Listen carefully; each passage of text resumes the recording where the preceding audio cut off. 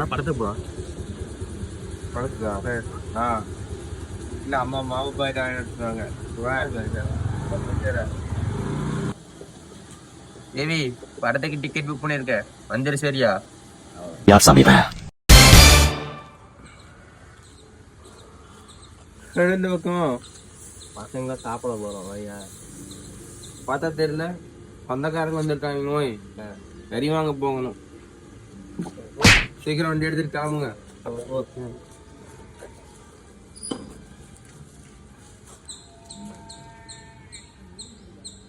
Baby மதியம் மந்தி சாப்பிட போயிடலாமா?